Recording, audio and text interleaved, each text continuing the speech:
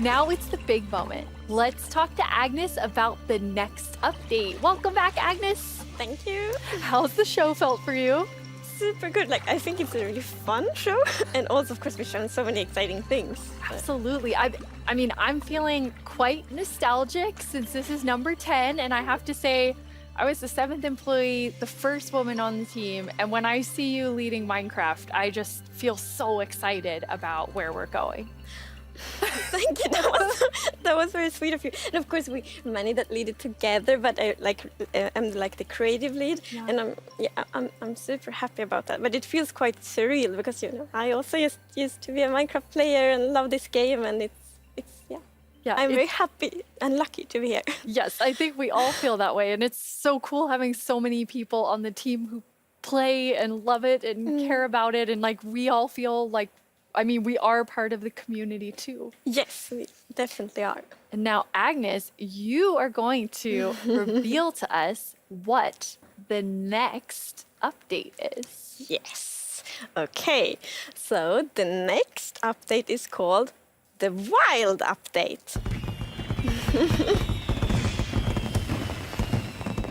The Wild Update sounds very, very intriguing. So what does it encompass? So the word wild mainly means like two things for us. So the first thing is like beautiful nature. And the second thing is like really scary challenges and adventures. Oh, that sounds awesome. And so what we're going to do is we're going to have some of our gameplay designers come and tell us more about specific things about the Wild Update because there's these different parts to it. And we have the first one here, which is our Deep Dark expert, Brandon. Hello. Hi, Brandon. Welcome. Thank you. So we've moved the Deep Dark into this update. Can you talk to us more about why? Yes, I mean, one of the biggest things about the Deep Dark and the Warden and the Skulk is that it's just expanded. It's gotten bigger, and we really wanted to make sure that we did this right and that we didn't just rush it. That includes even unique loot inside the Deep Dark as well. And yeah, we also want to make sure that let's actually look at some of the new things that we have in it right now, which is the ancient cities. That's awesome. I can't wait. Oh, wow.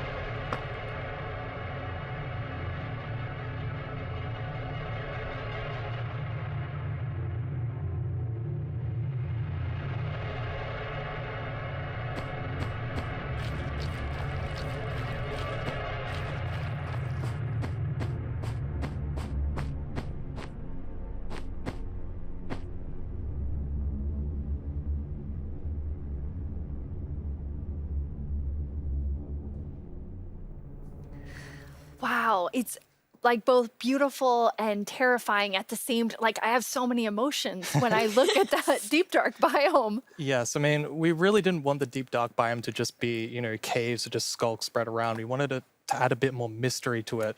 And there's this ancient city, and what is it doing there? We're not going to tell the players. We're just going to let them go throughout and explore and see what they come to. And there's even this like ancient structure in the middle of every single city, and it's got something interesting about it that you're going to have to explore in game. It's really cool. I like it feels like a place you want to explore. Yes, I love that it really deepens the mystery of Minecraft. Like Minecraft is all about player stories, and Deep Dark definitely inspires the storytelling, I think. That's so cool. And so last year you showed us the Skulk sensor, but I know you've been working on it. A little Skulk family? It's a Skulk family. Is it that maybe they're not so cute. They're not so friendly, no. Yeah, last year we focused a lot on the Skulk sensor, but since then we've kind of been trying to figure out what do all the different blocks in the Skulk family do. And one of them actually is something called a Skulk catalyst. And the main thing about the sculk catalyst is it's actually what causes the sculk to spread. As you can see here, whenever a mob dies, such as a zombie, near the sculk catalyst, it actually spreads sculk underneath it. And the amount is based on how much XP that zombie would have dropped. Wow. So, the deep dark, it's kind of overgrown with all these sculk blocks. So that means that lots of mobs must have died there. Quite a lot, yes. And make it less scary. Oh, and as you can see here, when you mine some of the sculk blocks, you actually get enchanting points. Yes, and of course, if you still want to get some of the blocks for decoration or something, you can just use a silk touch. And then we have the Skulk Shrieker. So when this block is activated, it's gonna give that really scary shriek sound that you heard now. And it also gives this darkness effect, so it's like pulsating darkness. You can even see now when you're sneaking and you step on a skulk sensor, even sneaking, it will activate.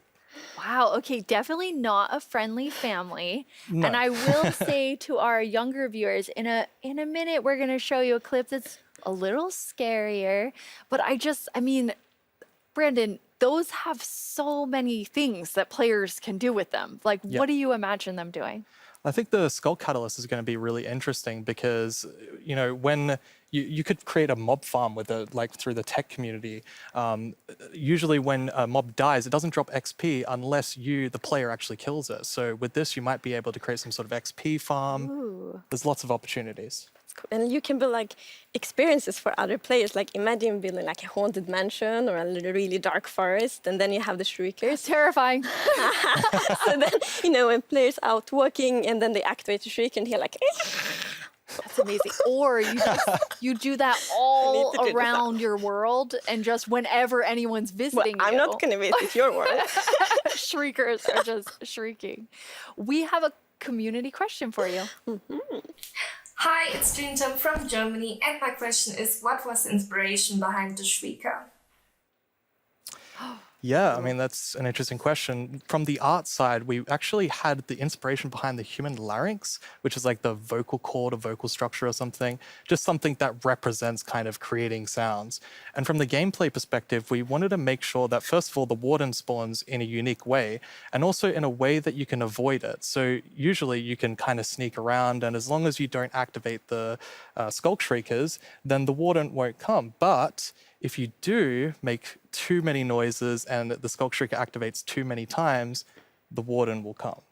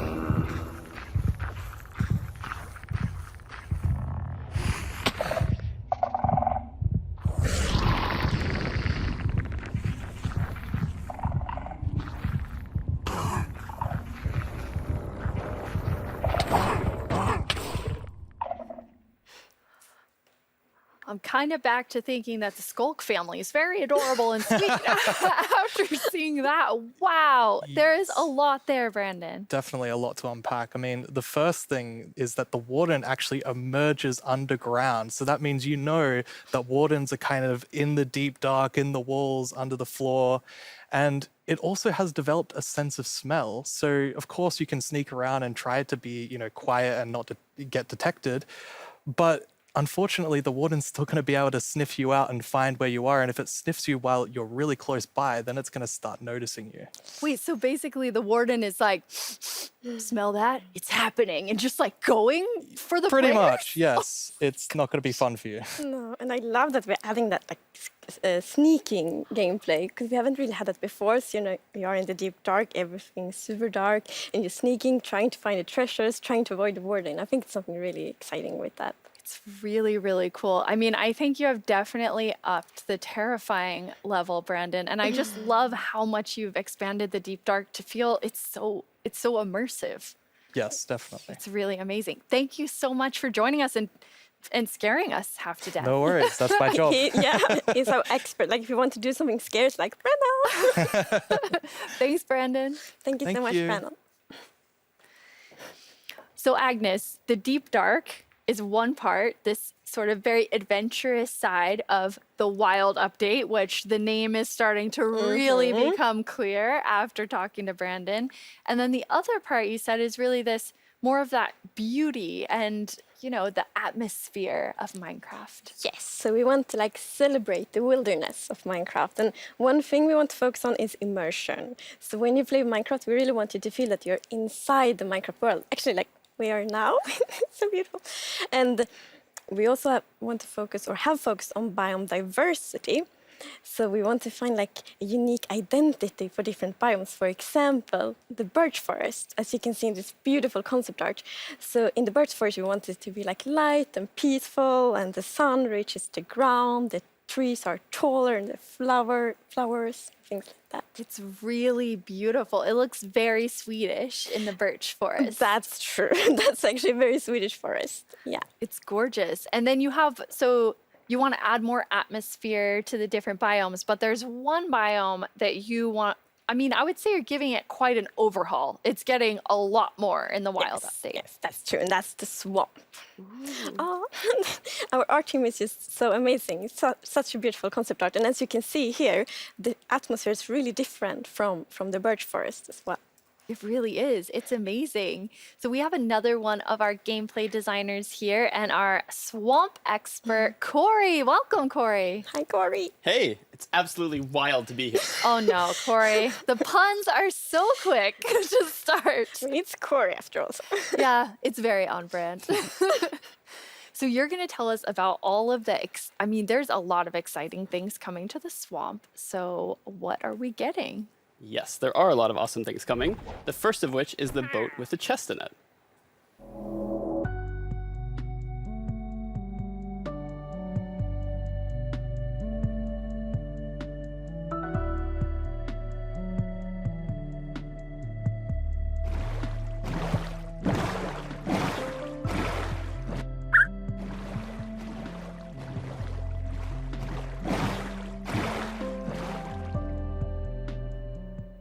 It's so useful. And relaxing. Yes, and especially now, in Caves and Cliffs Part 2, we have even wider rivers, so it's easier to travel on water, so it's going to be like extra useful. Yeah, and like in the aquifers as well. Yes, so like when you go rafting in the caves, you can like put your diamonds in the chest in your boat. Oh, It's that's really nice. amazing. And you've been working on what I think now will be my favorite tree in Minecraft. Yes, we are adding the mangrove tree to Minecraft. So as you can see here, this is a propagule, and propagules grow from mangrove trees. They're actually like ready to grow mini mangroves growing from the mangrove. And you can see here, the mangrove tree grows propped up on root blocks. It has vines hanging down from the leaves. The propagules are actually growing underneath the leaves. They actually grow from the leaves themselves. And I really like how the propagules are looking here.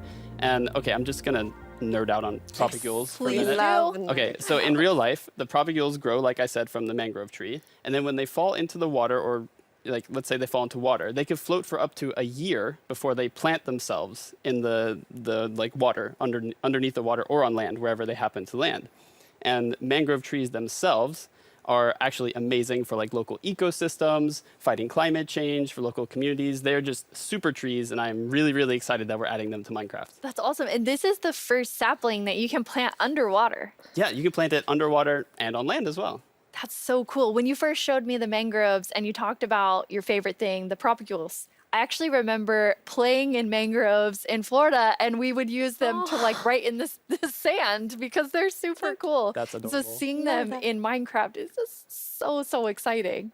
And of course, where there's a new tree, there must be a new wood type. Yes, the mangroves do come with a new wood type. And like always when we add a new tree, we are so happy. Like we get so many questions from the community like, will there be a new wood type? and therefore we're so happy that we were able to add a new wood type for the mangroves. And look at it, I think it's really pretty.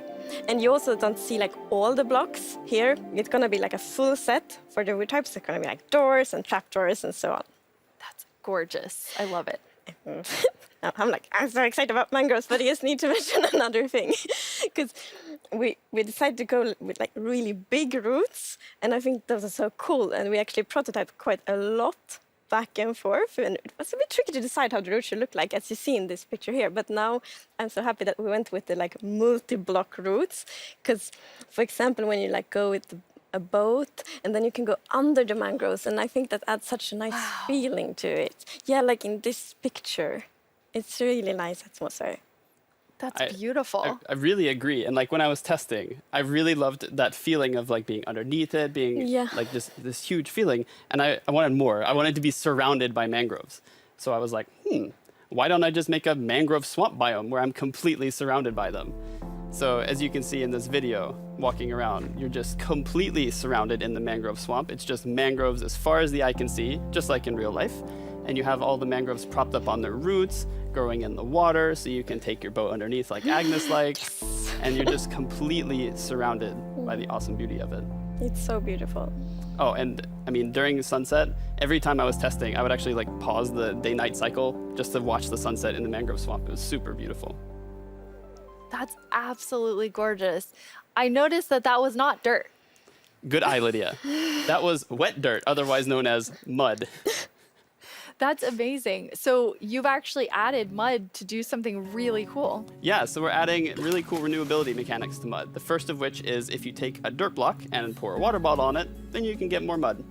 And then the other one is if you take your mud block and you stick it on top of the dripstone, it will sort of like drip the water out of the mud and eventually dry it out, which turns into clay.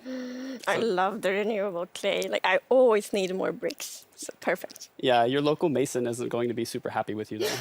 That's actually true. I have this one mason, it's diamond tier mason in my village, and I always trade with them. You're taking a I villager's know, job. they might be a bit upset now, but still renewable clay. Yeah, it's really cool. And you're also using mud to make a new block. Yes, we're also adding mud bricks.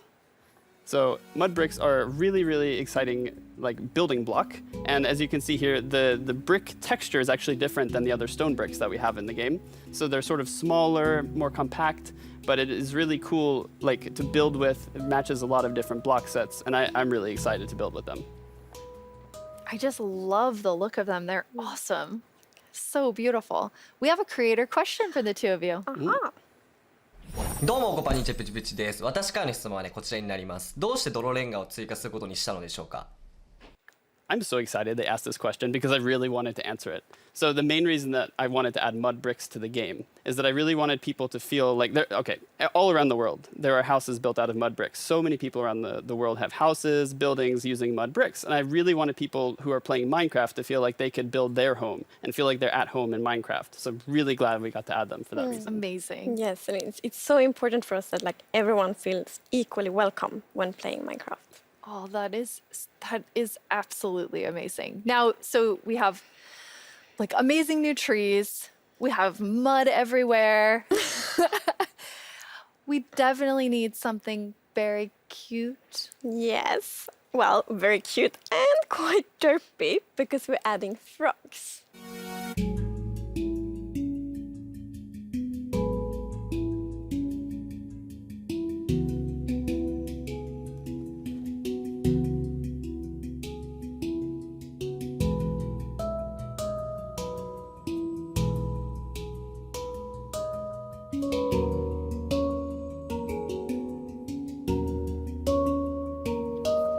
They are cute and derpy. That's the perfect description of them.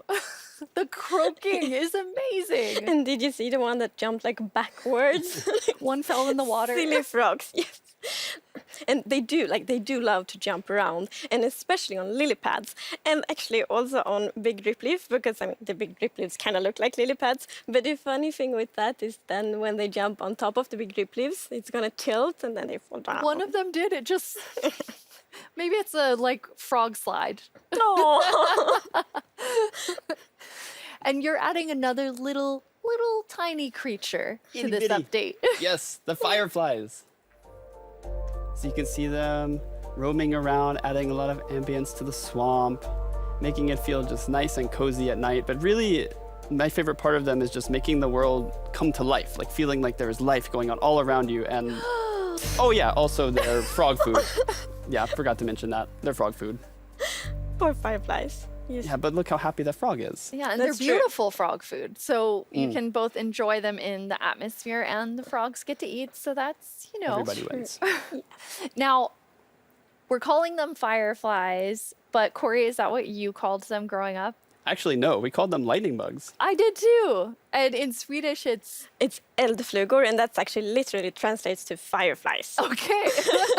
It's very interesting. It became like a lot of people talking about what you called it growing up. But we're really excited to have fireflies or lightning bugs in the game. I want to know more about baby frogs. Yes, so all baby mobs in Minecraft are just like tiny versions of the grown-ups, but with frogs we're actually adding tadpoles.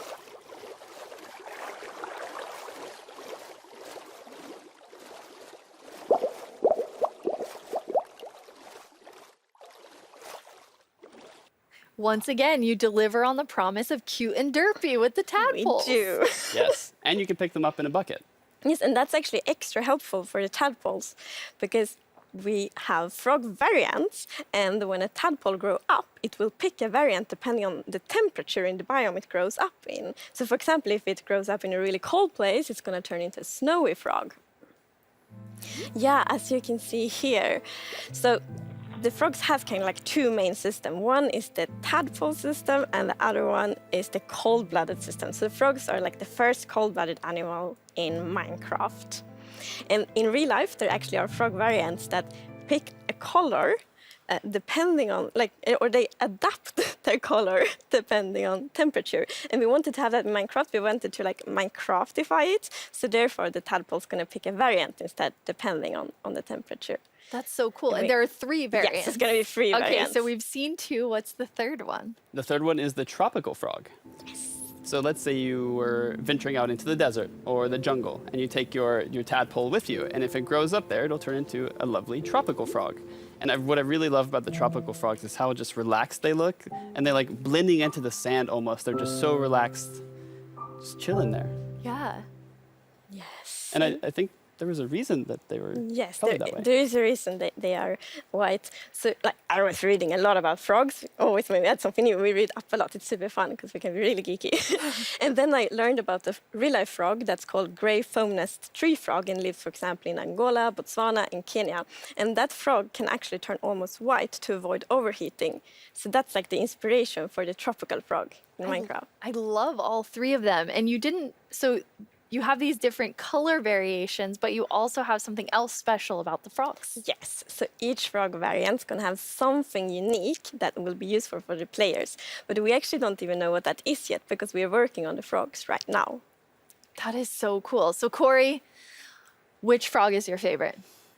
Oh, it's got to be the snowy frog. They look so cozy. Ooh, I'm tropical frog. I'm very interested to see which one the community loves the most. I'm gonna love them all. of them. Yeah, exactly. Thank you so much for joining us, Corey, and taking us into a deep dive of all really cool swamp things. Yeah, happy to be here. Thank you, Corey. Thank Of you, course. Corey. I'm just going to hop on out of here. Bye, So Corey. many puns. I like that though. This is quite an awesome update. And I mean, I really see the name for the wild update. You get a bit of everything in it. Yes, and I love the contrast. Yeah, as you can see in this pretty concept art, it's really like that beautiful nature and the super terrifying deep dark. And I love that contrast between these 2 things. It's absolutely amazing.